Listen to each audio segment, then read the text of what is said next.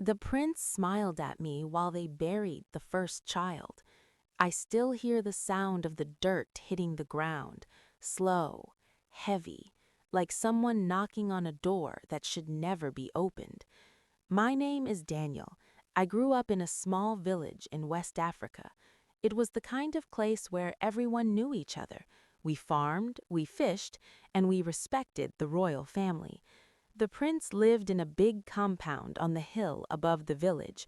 People said he was chosen by the spirits. When I was young, I believed that.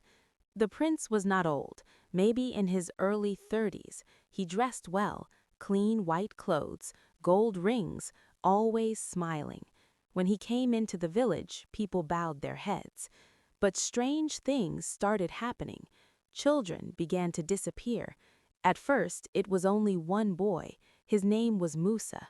People thought he got lost near the river. We searched for 2 days, no sign of him. Then another child disappeared a month later. Then another. Fear slowly filled the village. Mothers stopped letting children walk alone.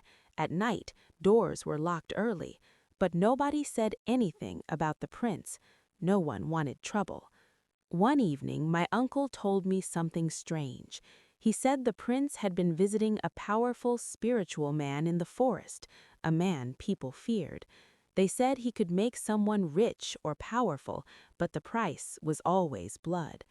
I did not believe it until the night I followed the prince. I was 19 then, curious and stupid. I worked sometimes at the palace compound carrying bags of rice and water. That night, I saw the prince leave the compound after midnight. 2 guards walked with him. Something felt wrong, so I followed them. They walked down the hill and into the forest path. I stayed far behind, moving quietly. The moon was bright enough for me to see them. After about 30 minutes, they reached a small clearing. There was a hut there. The spiritual man lived inside. Smoke came out of the roof. I could smell herbs and something else, something rotten. I hid behind a tree. Then the guards dragged something from the back of the prince's truck. It was a sack, and the sack was moving. My heart started beating so hard I thought they would hear it. They opened the sack. A little girl fell out. Her hands were tied, her mouth covered with cloth. She could not scream properly, only small crying sounds. I knew her. Her name was Ada. She lived 2 houses from mine. I almost ran out to help her, but one of the guards pulled out a gun. The spiritual man came out of the hut slowly. He was old and thin. His eyes looked strange, like he had not slept in years. He spoke quietly with the prince. I could not hear all the words, but I heard one sentence clearly. Power must be fed. The prince nodded, like it was normal, like they were talking about feeding chickens. Then the old man gave the prince a knife. The girl tried to crawl away. The prince grabbed her leg, and he laughed. Not loud, just a soft laugh like someone enjoying a joke. I could not move. My legs felt frozen. What happened next still follows me in my dreams. The guards dug a hole while the prince and the old man did their ritual.